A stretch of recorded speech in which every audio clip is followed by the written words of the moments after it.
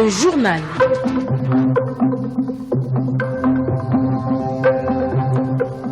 Bonsoir à tous et soyez les bienvenus à cette principale édition d'information de la soirée. Je suis Ferdinand Ditengomboumi pour vous informer. D'abord les titres. Conclave des experts des commissions techniques du Conseil régional de formation des institutions supérieures de contrôle des finances publiques d'Afrique francophone et subsaharienne. La réflexion porte sur les nouvelles méthodes de travail en cette période de crise sanitaire du coronavirus. L'ambassadeur de l'Union européenne au Gabon et au Sao Tomé et Principe, reçu à la primature, avec Rose Christiane Souka, il a été question du dialogue normalisé sur l'accord de Cotonou. Coopération Gabon-Union européenne, justement, l'on s'achemine vers la signature d'un partenariat sur la commercialisation du thon et le développement des ressources halieutiques. Enfin, élection sénatoriale du 30 janvier et 6 février prochain. Les candidats à ces scrutins ont 10 jours pour déposer leur dossier auprès du CGE. Le Centre gabonais des élections qui a d'ailleurs rendu public aujourd'hui la liste des présidents, vice-présidents et des rapporteurs pour cette élection.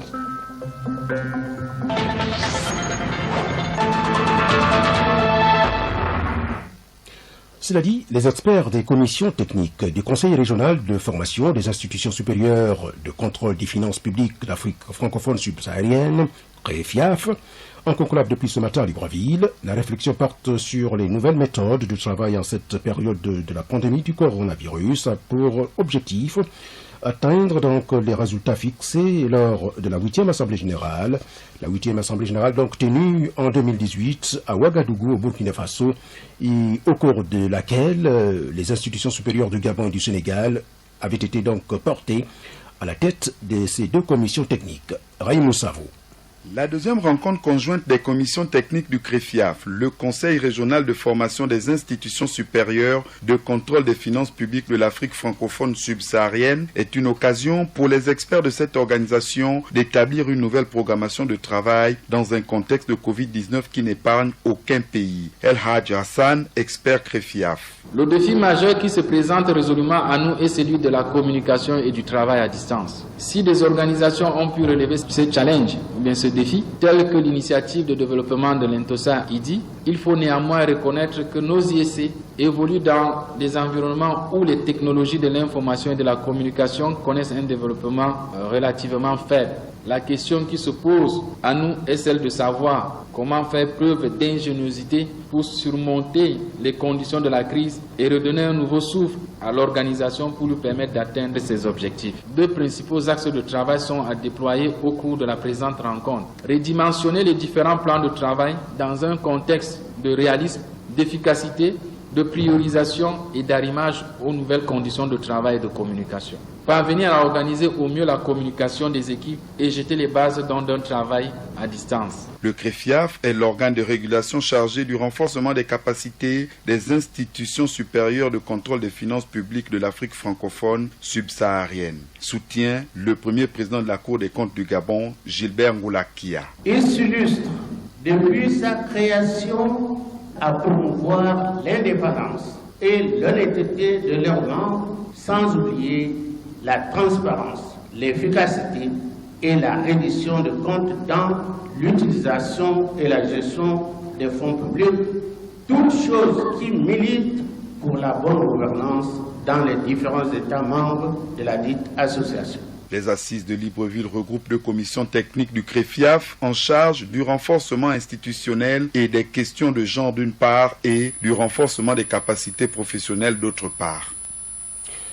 Dans la perspective du dialogue normalisé sur l'accord de Cotonou, un dialogue annuel entre les pays de l'Afrique, des Caraïbes et Pacifique, Rose Christiane Souka, le chef du gouvernement, s'est entretenu ce matin à Libreville avec l'ambassadeur de l'Union européenne au Gabon et Sao Tomé et Principe, Rosario Bento País. Le point avec Issa Steve Mefam.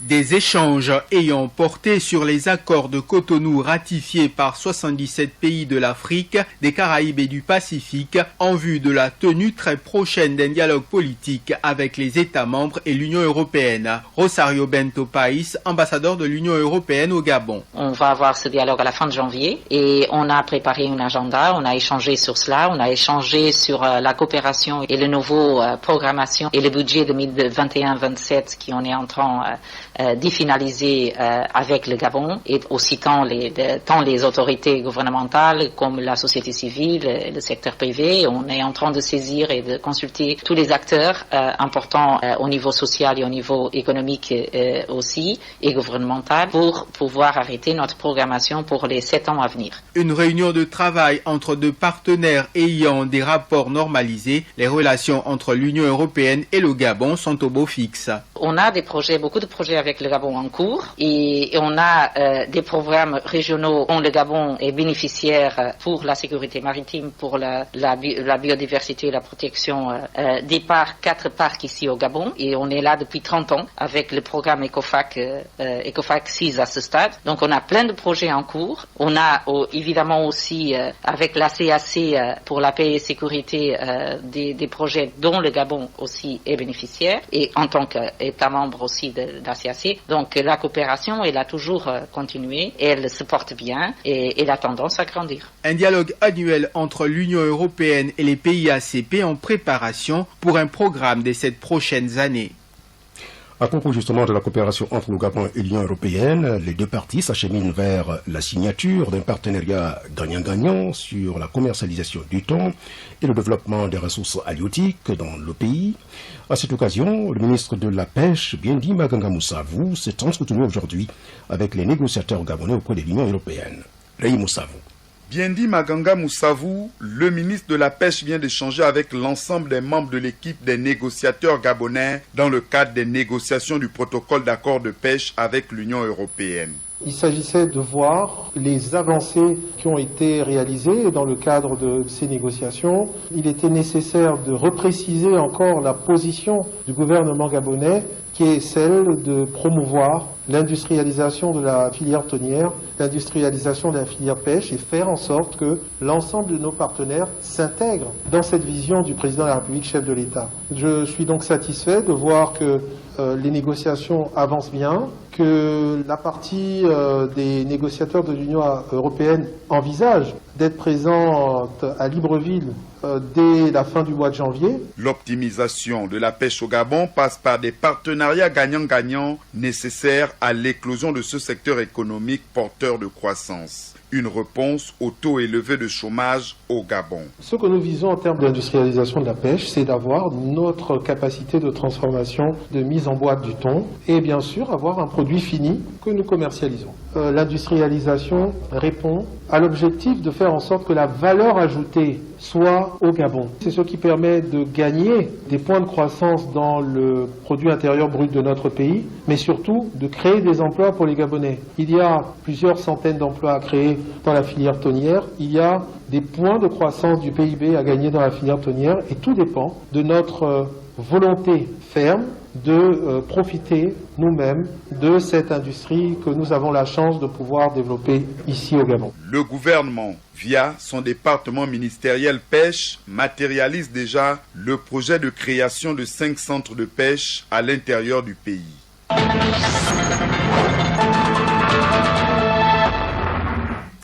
De la santé dans ce journal, avec cette pandémie de la Covid-19 qui ne cesse de terroriser les populations à travers le monde. Une crise sanitaire déclenchée l'année dernière et qui est très mal vécue par les populations gabonaises.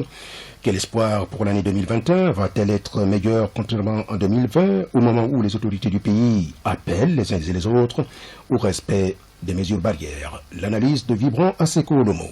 La nouvelle année est l'occasion pour beaucoup de faire le bilan tout en regardant dans le rétroviseur.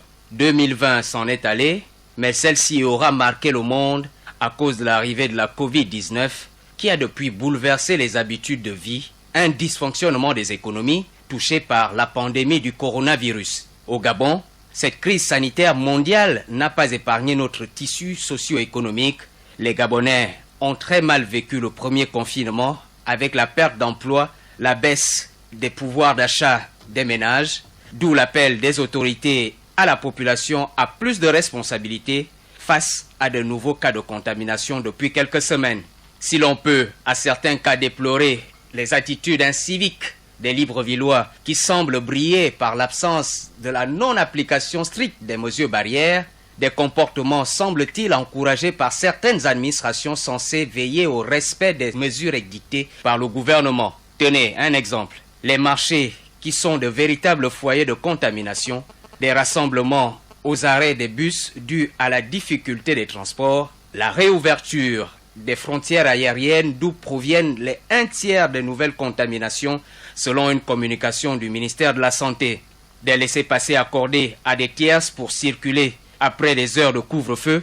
Ajoutons à cette liste qui n'est pas exhaustive les lieux de dépistage qui ne respectent pas les consignes de port de bavette et les distanciations physiques, autant d'éléments qui à un moment donné peuvent faire douter de la présence d'un quelconque virus dans le pays. Dans tous les cas, le coronavirus existe bel et bien et continue de faire des victimes. Aussi, moins de complaisance de la part des personnes censées faire respecter les directives du gouvernement équivaudrait à plus de responsabilité, autrement dit, à une véritable prise de conscience des populations face à cette pandémie. En effet, depuis quelques jours, depuis quelques temps, la courbe des personnes positives au coronavirus est répartie à la hausse dans notre pays, une situation qui inquiète les autorités gabonaises et qui envisage même de muscler la riposte et à reconfiner la population dans les tout prochains jours. Je vous propose donc d'écouter, dans l'élément qui va arriver, la réaction de quelques Librevillois, propos recueillis par Marlise Raï Goubika. Les Gabonais ont déjà une expérience par rapport au premier confinement. On a vu ce que nous avons traversé. Il y a eu des promesses, mais durant le confinement, rien n'a suivi en ce qui concerne les promesses. Les Gabonais étaient abandonnés à eux-mêmes face à leur destin. Et là, un reconfinement, est-ce que les Gabonais sont prêts à l'accepter? Là, c'est toute la question.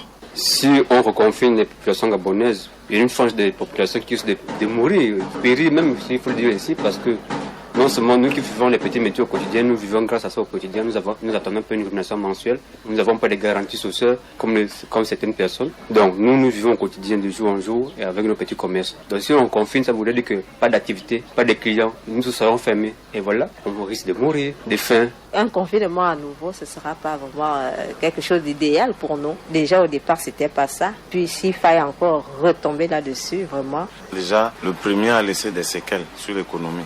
Pour nous, les petits opérateurs et tout, maintenant, les mesures qui ont été promises, rien n'a été suivi. Maintenant, si on repart dans un nouveau confinement, ça veut dire que c'est pour que la classe moyenne continue à mourir. Qu'ils réfléchissent plutôt dans le sens, comment est-ce qu'il faut faire tourner et l'économie et sécuriser la population. Personnellement, si le confinement revient à être durci, ce sera très difficile. D'abord pour le gouvernement à nous gérer, parce que là, on a repris notre vie première, parce qu'on a vécu ça une fois. Ça ne nous a pas fait plaisir. Là, on reprend le coût de la vie. D'abord, dans toutes les difficultés financières, sociales et autres. Et si on retourne là-dedans, sincèrement, la population va décevoir le gouvernement. Mais que les gens respectent quand même les mesures barrières. Mais dire qu'on se reconfine, il n'y a personne en route, comme on a vécu ça, non, ce sera très difficile.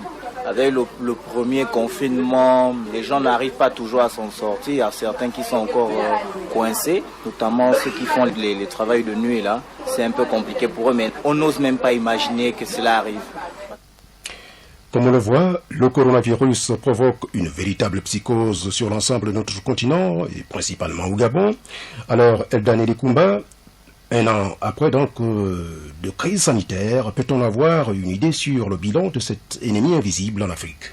D'abord préservé de la pandémie de coronavirus, le continent africain est désormais touché par la propagation du Covid-19, quoique moins impacté que le reste du monde. Alors que l'Organisation mondiale de la santé craignait que l'Afrique ne puisse affronter la pandémie, les 54 États que compte le continent ont pris leurs dispositions, entre autres la fermeture des frontières aériennes, maritimes et même terrestres, le port des masques et la distanciation physique. Des mesures qui ont porté du fruit, avec le ralentissement du nombre de cas de contagion et de décès. Quoique le nombre de décès reste limité, une brusque accélération des cas a été observée en juillet et en août 2020, dont l'une des raisons reste le relâchement des populations au respect des mesures barrières. Selon l'université Johns Hopkins, depuis janvier 2021, le continent africain compte 114 459 décès confirmés. Pour être plus précis, 2 538 438 guérisons, 492 855 cas sous traitement pour 3 105 797 cas enregistrés. Mais les indices indiquant que ce bilan est fortement sous-estimé se multiplient. L'Afrique du Sud, avec plus d'1 million de cas déclarés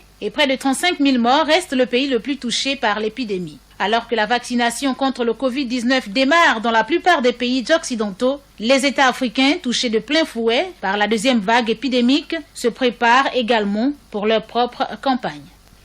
Sur un tout autre plan, mais lié tout de même à la santé, plus de 160 espèces de reptiles ont élu domicile sur notre territoire. Face à cet environnement hostile, une chimiste gabonaise vient donc d'orienter ses recherches sur la production d'une huile exceptionnelle capable d'anéantir le venin des serpents en cas de morsure. C'est un reportage de Marie-Clotilde Bimouma.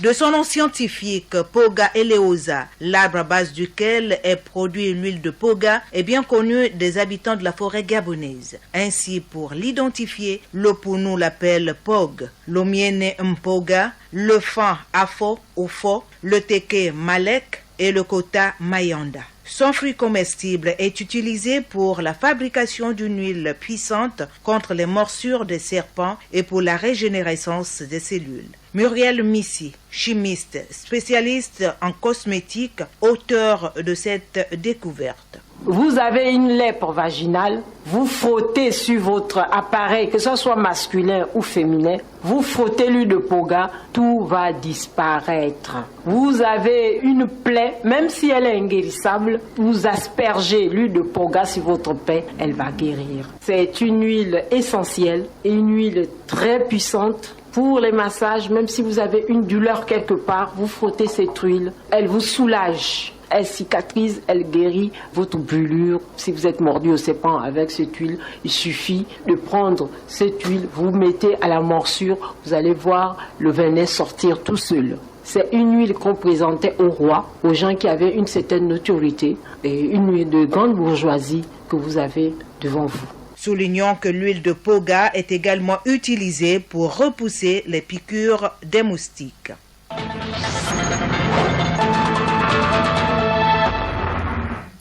La politique à présent avec les sénatoriales du 30 janvier 6 février prochain. Les candidats à cette élection ont 10 jours pour déposer leur dossier auprès du Centre gabonais des élections, CGE. À quelques jours donc de l'ouverture de la campagne électorale, les états-majors des partis politiques opposition majorité présidentielle s'activent et peaufinent leur stratégie. Patrick Ndiengi. C'est une certitude, plusieurs candidats issus de la majorité présidentielle et ceux de l'opposition seront sur la ligne de départ le 30 janvier prochain à l'occasion des élections sénatoriales organisées par le Centre gabonais des élections. Pour le président du Parti social-démocrate, son parti prendra bel et bien part à ces joutes électorales. Pierre Claver Maganga Moussavou. Nous pensons être présents dans 3 voire 4 sièges. Pour l'instant, nous avons 3 sièges de sûr. Nous n'allons pas vous les divulguer parce que nos amis font tout pour que tout soit fait, pour que les sièges sur lesquels nous voudrions nous positionner connaissent beaucoup d'assauts pour nous empêcher, nous, d'apporter notre contribution. Et pourtant, nous sommes le parti qui prône la décentralisation. Si pour le moment la stratégie du PSD n'est pas encore révélée au grand public, à l'Union nationale, par contre, l'heure est à la confection des listes des candidats qui représenteront cette formation politique de l'opposition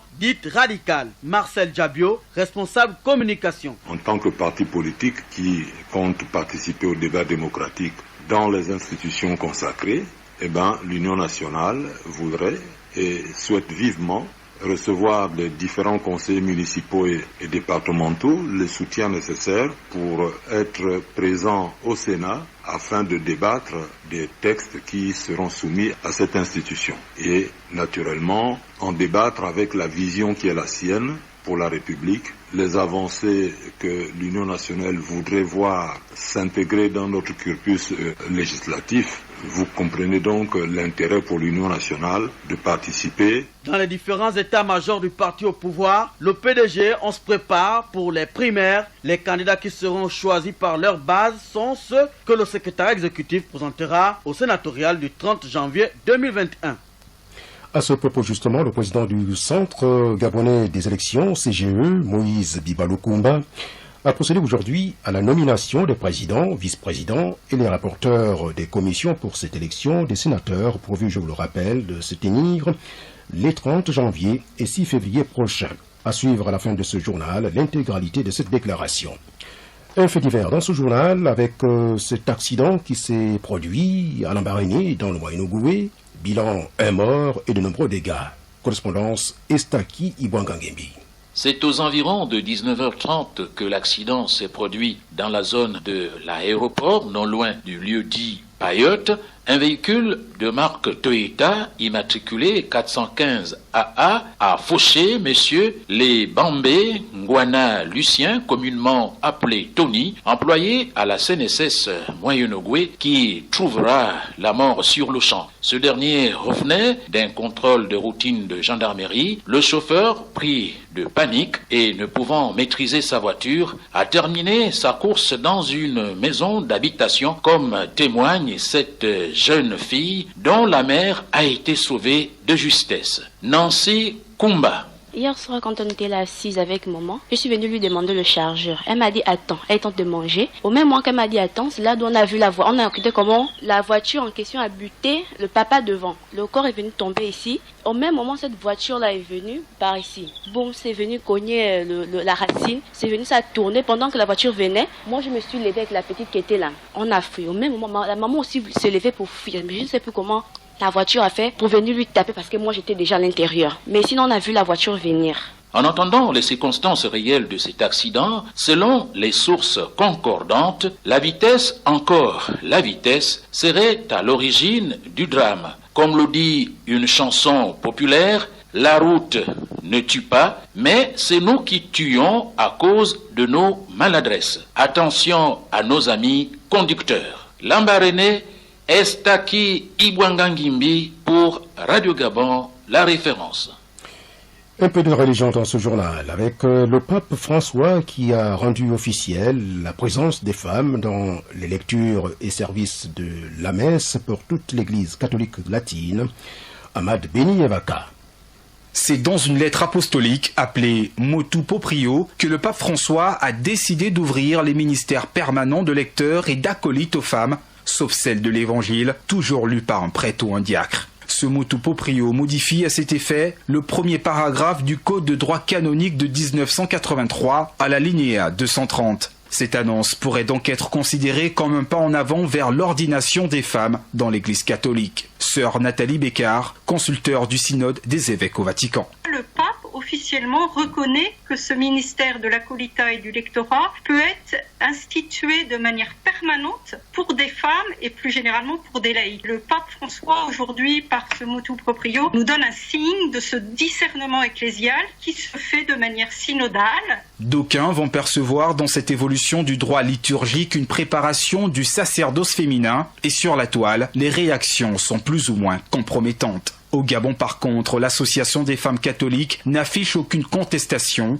car pour elle, la femme est l'un des piliers de l'Église. Jacqueline Obonba, la présidente. Les femmes sont, comme il le dit souvent, plus importantes dans l'Église. Elles donnent de tout leur temps, de toute leur énergie. Est-ce que demain, ce ne sera pas le presbytérat et ce ne seront pas ordonnés prêtres? Pour le moment, c'est pas ça. Parce que Jésus lui-même, il avait des femmes à sa suite, à commencer par sa mère, qui est sa première disciple. L'Église catholique a beaucoup de saintes. Je peux être sainte à partir de mon engagement, foi et action. C'est ça qui est important. Est-ce une reconnaissance morale ou spirituelle que le pape voudrait mettre en lumière? Le monde est-il prêt à voir dans les tout prochaines célébrations de culte des femmes près de l'autel? Autant d'interrogations qui pousseront peut-être les évêques à préparer les conservatistes catholiques à mettre assez d'eau dans leur vin et saupoudrer de sucre leur pain béni.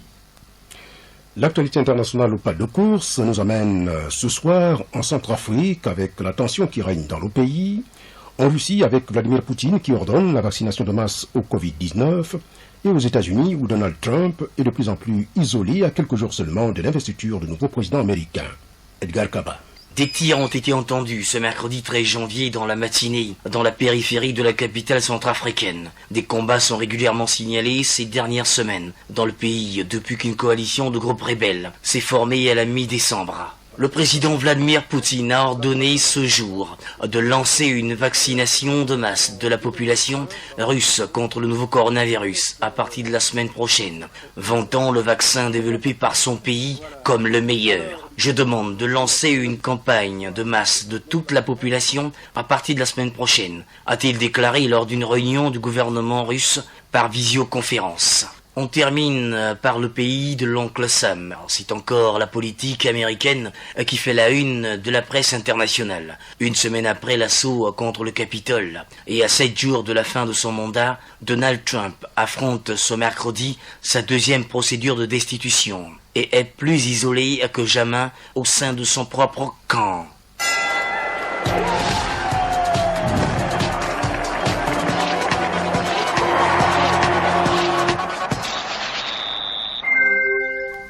Alors, le plus grand sportif de la rédaction de Radio Gabon nous a rejoint dans ce studio. Berlek Lecobat, bonsoir. Sacré Ferdinand, bonsoir à Alors, tous. on a du tout foot ce soir, c'est bien cela? Et oui, on commence avec la disparition d'un joueur que vous avez certainement connu, le Congolais Jean Toumpa Kalala dit Toumba Poussé. Il faisait partie de la glorieuse génération qui avait remporté la CAN de 1974 et pris part à la Coupe du Monde de la même année. Il s'est éteint en France à l'âge de 72 ans. L'annonce a été faite par la Fédération congolaise de football et par son club, l'AS Vita Club, attaquant décisif lors de la qualification du mondial 74 avec 4 buts marqués pendant les éliminatoires avant d'être freiné par l'émergence de Ndaï Moulamba, recordman des buts sur une CAN. Toumba Poussé avait remporté la Ligue des champions africaine en 1972 avec le V-Club après un bref passage par le TP Mazembe. Il avait pris part au mondial et avait participé au match face au Brésil, défaite 3-0 des Congolais avant de mettre un terme prématuré à sa carrière en 1976 suite à une blessure au genou. Au Gabon, vous le savez, les Panthères locales ne seront pas au championnat d'Afrique des Nations, le CHAN qui se jouera au Cameroun du 16 janvier au 7 février prochain. Pour rappel, le Gabon avait été suspendu en 2018 par la commission d'organisation de cette compétition en raison de son retrait des qualifications à cette compétition. La suspension court toujours jusqu'à cette édition de 2021. Les arbitres, eux, ne sont pas concernés par cette suspension, ce qui permet d'ailleurs à Boris Ditsoga, arbitre assistant, d'être parmi les arbitres concernés, sélectionnés pour l'événement. Hervé David Maguena a réussi à lui arracher quelques mots après cette convocation. On l'écoute.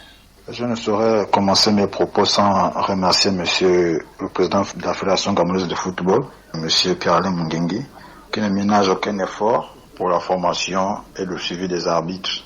J'ai bien été retenu pour cette grande messe du football africain. Donc je suis depuis le 10 janvier du côté de Douala où tous les arbitres et les instructeurs ont pris quartier dans un hôtel de la place. Bon, le sentiment ne peut qu'être que celui de joie et de bonheur. Vous savez, le rêve de tout athlète est de participer aux grandes compétitions majeures. Et pour tout arbitre, c'est de faire des grandes compétitions, dont le CHAN. On fait de notre mieux pour toujours faire rayonner l'arbitrage du pays au plus haut niveau, comme l'ont fait certains de nos aînés.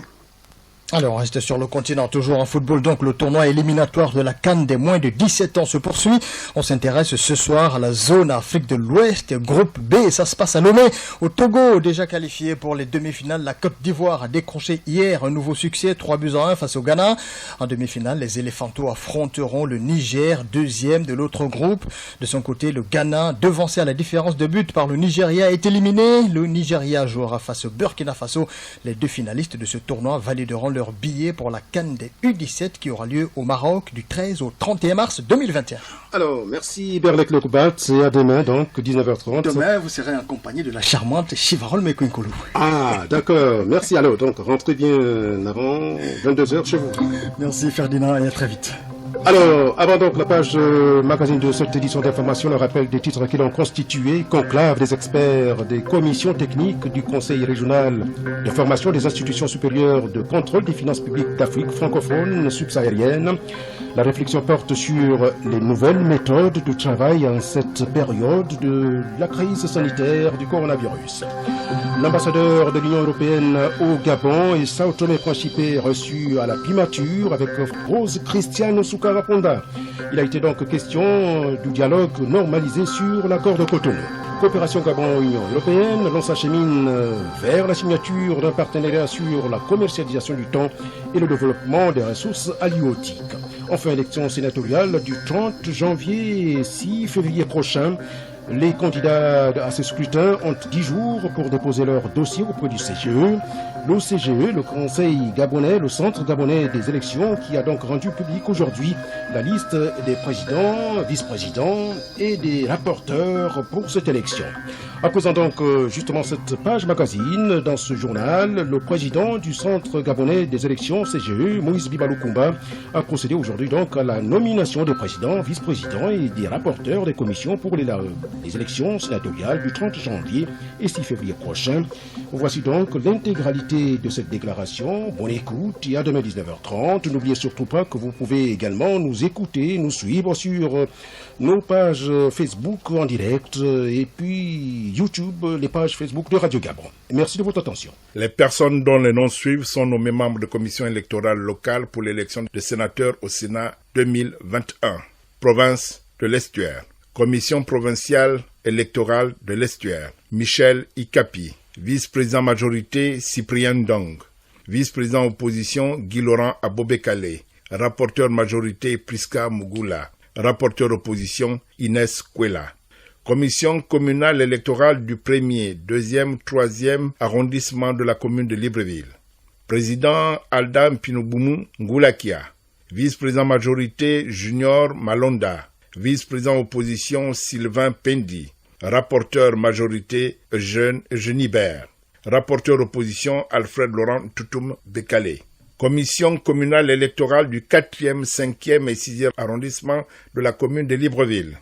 Président Gilles Chantry Ovugu Ngaïs. Vice-président de la majorité, Madungu Nikita. Vice-président opposition, François Boulaz. Rapporteur majorité, Myriam Freddy Abdoulaye Youla. Rapporteur opposition, Jean-Claude Mundunga. Commission communale électorale locale d'Akanda du 1er et du 2e arrondissement. Président Grégoire Lomba. Vice-président majorité, Christopher Oyabi. Vice-président opposition, Alain Alogo. Rapporteur majorité, Cédric Makaya. Rapporteur opposition, Dursina Zang Menvola. Commission communale électorale locale d'Ovendo du 1er et du 2e arrondissement. Président Eliane Mbele. Vice-président majorité, Arnaud Nze Nkoge. Vice-président opposition, Martial Abaga Alogo. Rapporteur majorité, Pamphile Dioba. Rapporteur opposition, Centrine Ngemebe Ndaman. Commission départementale électorale locale du Komo-Monda du 1er, du 2e et du 3e arrondissement de la commune d'Ontoum. Président Guillaume Opaga. Vice-président majorité Joseph Otogo. Vice-président opposition Blaise Poyo. Rapporteur majorité Albert Mbadinga Yembi. Rapporteur opposition Martin Ebio Biogo. Commission départementale électorale locale du Komo et de la commune de Kango. Président Lorraine Desi Kalanga. Vice-président majorité Julien Kombe. Rapporteur vice-président opposition Valentin Angwe Obam. Rapporteur majorité Albel Efoua. Rapporteur opposition Léonard Eban. Commission départementale électorale locale de la Noya et de la commune de Coco Beach. Président Jean-Yves Moulungi. Vice-président majorité Ntoutoumndong. Vice-président opposition Christophe Ngema Obian. Rapporteur majorité André Patrick Nkoromba. Rapporteur opposition Jean-Marie Ekan. Commission départementale électorale locale du Komo-Océan et de la commune de Nzomwe. Président Marguerite Lasseni. Vice-président majorité Stancia Desi Massassa. vice-président opposition Didier Taba Odunga, rapporteur majorité Edmond Si, rapporteur opposition comme Omer Bunda Bunda.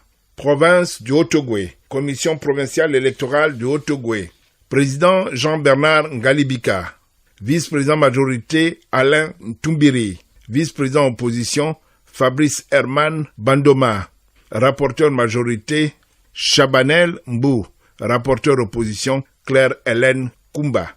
Commission départementale électorale de l'Ampassa, du 1er, du 2e, du 3e et du 4e arrondissement de la commune de Franceville. Président Gilbert Mbarangolo, vice-président majorité Georges Ngoula, vice-président opposition Serge Parfait Tonda Ngoulou, rapporteur majorité Jules Ngoulou, rapporteur opposition Franck-Alain Madila.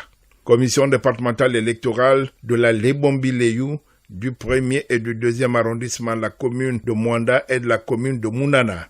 Président Ismaël Mbele Anyamantié, vice-président majorité Timothée Temba, vice-président opposition Eugène Nzougou, rapporteur majorité Éric Epié, rapporteur opposition Colline Idundu. Commission départementale électorale de la Lekoko et de la commune de Bakumba, président Brigitte Passika, vice-président majorité Saturnin Ofene Andjembe, vice-président opposition Joël Koumurende, vice-président majorité Ber Mbadoumou, rapporteur opposition Rodrigue Mingola. Commission départementale électorale locale de la Lekoni-Lekori et de la commune d'Akieni, président Saturnin Kamangoy, vice-président majorité Boniface Ofanjali, vice-président opposition Bonaventure Ondor, rapporteur majorité Kevin Katouya, rapporteur opposition Jean Felfin Onkwoni. Commission départementale électorale locale des Plateaux et de la commune de Lekoni, président Simon Nzandou, vice-président majorité Jacques Kanfouga, vice-président opposition Arnaud Ampali, rapporteur majorité Georges Martin Ongouya, rapporteur opposition Armandong Mozogo. Commission départementale électorale locale de Djouori Agneli et de la commune de Bongoville. Président Anaïk Makaga Mpiga épouse Kumba Bididi. Vice-président majorité Léopold Kouma. Vice-président opposition Atsiaro Ibela. Rapporteur majorité Félix Ngabima. Rapporteur opposition Jean-Relique Mikala. Commission départementale électorale locale de Logoué-Letili et de la commune de Boumango. Président Saint-Thomas Lekogo Ekunda. Vice-président majorité Victorine P. Teti. Vice-président opposition Turpin Gildas Wota. Rapporteur majorité Hilaire Maswanga. Rapporteur opposition Remin Guindi. Commission départementale électorale locale de la Djoué et de la commune d'Onga. Président Fabrice Belebele Oyinga. Vice-président majorité Didine Piti. Vice-président opposition Serge Obian. Rapporteur majorité Aimé Tambassia. Rapporteur opposition Jean-Christian Mbagou. Commission départementale électorale locale de la Lekabi-Leolo et de la commune de Ngoni. Président Farida Libibi Salekima.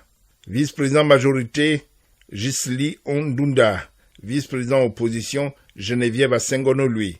Rapporteur majorité Patrick Ondimba. Rapporteur opposition Séverin Essonomba. Commission départementale électorale locale de la CB Bricolo et de la commune de Kondja. Président Gildas Kouba Okri. Vice-président majorité Fortuné Olumbu. Vice-président opposition Rémi Mbambo. Rapporteur majorité Maxime Eyimba. Rapporteur opposition Clotilde Mouele. Commission départementale électorale locale de Bailly Bricolo et de la commune d'Aboumi. Président Bernard Koumeson. Vice-président majorité Jean-Pascal Oyumba. Vice-président opposition Charles Congo. Rapporteur majorité Nino Pangwa Bari. Rapporteur opposition Ted Rocharlin Ango Bissa. Province du Moyen-Ogooué. Commission provinciale électorale du Moyen-Ogooué. Président Marie-Sylvie Ngassadiogo. Vice-président majorité Nicole Béatrice Moussavou. Vice-président opposition Lazare Billier. Rapporteur majorité Franck Metougue.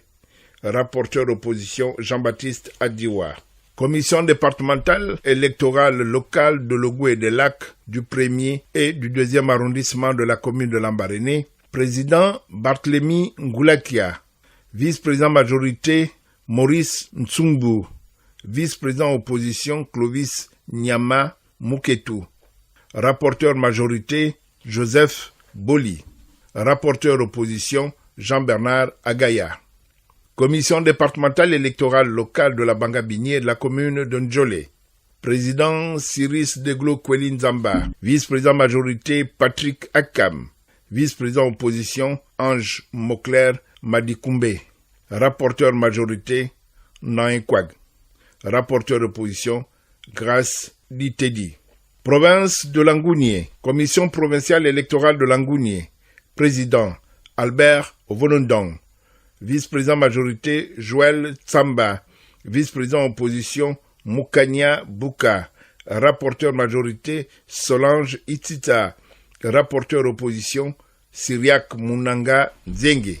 Commission départementale électorale locale de la Douya-Hanoï du 1er et du 2e arrondissement de la commune de Mouila. Président Isabelle Maganga. Vice-président majorité Berthe Nziemba Mundunga. Vice-président opposition Silver Ekwangama. Rapporteur majorité Antelme Boukika. Rapporteur opposition Fidèle Gembi.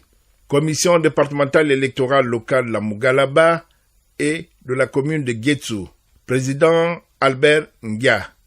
Vice-président majorité Guy Roger Maroga Ngeba. Vice-président opposition Léandre Moussavou. Rapporteur majorité Christian Maganga. Rapporteur opposition Jean-Louis Nzamba. Commission départementale électorale locale de Tsamba Magoti et de la commune de Fougamou. Président émérancienne Kiende Lalissé. Vice-président majorité François Mbanzou Di Samba. Vice-président opposition Jean-Pierre Nan. Rapporteur majorité Alain Roger Mayeki. Rapporteur opposition Caroline Massunga. Commission départementale électorale locale de la Boumi-Loueti et de la commune de Mbigou. Président Hilarion Koulou. Vice-président majorité Guy Fernand Kouma. Vice-président opposition Aubin Rodrigue Nzengi. Rapporteur majorité Antoine Moubagou. Rapporteur opposition Blaise Nestor Moutsogo. Commission départementale électorale locale de Le Goulou et de la commune de Mimongo. Président Sinclair Moutoto Mombo. Vice-président majorité Jean-Rémy Oscar Manyanga. Vice-président opposition Émile Nzengi Idiata. Rapporteur majorité Alphonse Mabende. Rapporteur opposition Jean-Rémy Lundu Bembo. Commission départementale électorale locale de Ndolou et de la commune de Mandji. Président Hugues Brobou. Vice-président majorité Patrice Magoura. Vice-président opposition Ruben Lévy Mavikana. Rapporteur majorité Raïssa Kumba Manyaga. Rapporteur opposition Pablo Ngonda T. Commission départementale électorale locale de la Dola et de la commune de Ndende. Président Jean-Oscar Nzoutsi Diosé. Vice-président majorité Serge Eliwanchoni. Vice-président opposition Cunégonde Aristide Angezomo Mba. Rapporteur majorité Ernest Mabika. Rapporteur opposition Jean de Dieu Massoussa. Commission départementale électorale locale de la Lutiwano et de la commune de Lebamba. Président Guy Roger Nzamba. Vice-président majorité Alain Xavier Madungu. Vice-président opposition Hilaire Mungwemba. Rapporteur majorité Auger Gabriel Mikolo. Rapporteur opposition Léoné Bekalena. Commission départementale électorale de la Loueti Bibaka et de la commune de Malinga. Président Henri-Michel Seiba. Vice-président majorité Jean Delacroix Bibana. Vice-président opposition Jean-Eman Misanda. Rapporteur majorité Guy Fulbert Mabéan. Rapporteur opposition François-Xavier Sangobadi. Province de l'Anyanga. Commission provinciale électorale de la Nyanga, président Jean Minko. Vice-président majorité, Armel Ngimbi. Vice-président opposition, Yvon Blaise Thielo. Rapporteur majorité, Sylvie Matiendi. Rapporteur opposition, Joss Ledi Mouti. Commission départementale électorale locale de Mougouti, du 1er et du 2e arrondissement, la commune de Tibanga. Président, Christian Nzengi. Vice-président majorité, Daniel Chibinda. Vice-président opposition, Neige Chibinda. Rapporteur majorité, Jacques Ngoma. Rapporteur opposition, Alcide Mungengi Ngimbi. Commission départementale électorale locale de la Douini et de la commune de Mouabi. Président Abel Mabika. Vice-président majorité Guy Stéphane Nzamba. Vice-président opposition Eloge Ndembi. Rapporteur majorité Guy Maganga Bunda. Rapporteur opposition Guy Roger Pambou Sissela. Commission départementale électorale de la Basse-Bagno et de la commune de Mayumba. Président Yolan Stège Moussavou Itsukiga. Vice-président majorité Jacques Florent Ngoma. Vice-président de l'opposition Elie Wilfried Boulingi. Rapporteur majorité Jean-François Bibaya. Rapporteur opposition Donatien Mavouroulou. Commission départementale électorale locale de la Haute-Bagno et de la commune de Ndindi. Président Jean-Pierre Nganjas. Vice-président majorité Roger Tsagou. Vice-président opposition Ange Safou. Rapporteur majorité Wilfried Anissé Mavungu. Rapporteur opposition Eugène O. Manda. Commission départementale électorale locale de la Doutsila et de la commune de Mabanda. Président Olga Antse, épouse Ngema. Vice-président majorité Olivier Bakenda Badinga. Vice-président opposition Urbain Terence Nyundu. Rapporteur majorité Joseph Ndziegu Ndziengi. Rapporteur opposition Serge Ndziengi. Commission départementale électorale locale de Mongo et de la commune de Moulengi Binza. Président Landry Mikala. Vice-président majorité Iwangu Makwana. Vice-président opposition Adrien Ifunga. Rapporteur majorité Jean-Louis Moukani. Rapporteur opposition Anatole Pambou Monda. Province Logwe-Ivindo. Commission provinciale électorale Logwe-Ivindo. Président Vincent Lebondo. Vice-président majorité Jean de Dieu Ikwakangoy. Vice-président opposition François-Xavier Tomo. Rapporteur majorité Albert Mba. Rapporteur opposition Olivier Nan.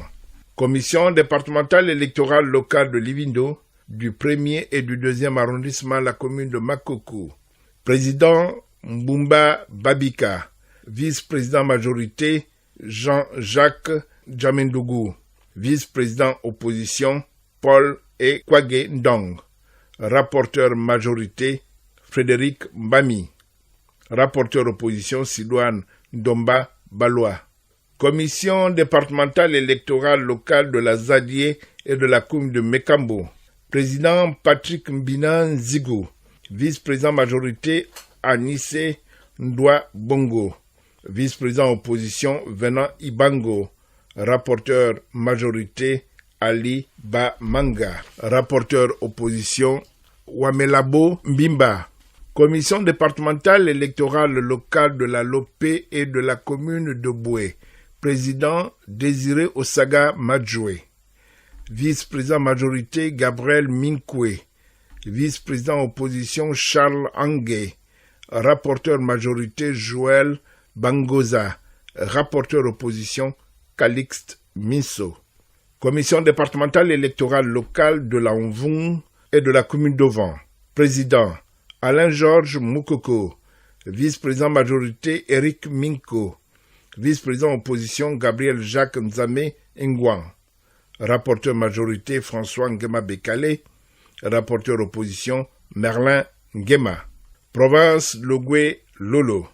Commission provinciale électorale Logwe Lolo. Président Jean-Bernard Lekana Douki.